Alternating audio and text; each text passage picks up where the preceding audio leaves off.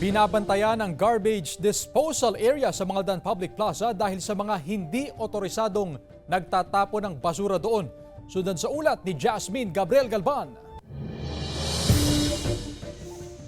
Napupuno ng basura ang isang mini dump truck na araw-araw nahahakot sa garbage disposal area sa loob ng Mangaldan Public Plaza. Dinadala sa transfer facility ang mga basura. 24 oras na may nakabantay sa garbage disposal area. Problema kasi ng park management ang pagtatapon ng basura sa lugar ng mga hindi otorisadong individual. Ang ibang bayan kasi ma'am na pag minsan maraming balahibo ng manok po dyan sa labas.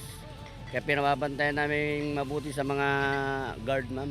Nilinaw ng park management na mga basura lamang mula sa munisipyo at loob ng plaza ang dapat itapon sa garbage disposal area. Binabantayan po namin to kasi may mga ibang kunyata na nagtatapon din dito ng basura kaya pinababantayan namin kasi punong-puno na yung basura namin. Pagsapit ng gabi, isinasara na ang gate sa likod ng plaza. Security guard ang nagbabantay sa lugar dahil wala pang naka-install na mga CCTV camera sa bahagi nito ng plaza. Mayroon nagbabantay dito.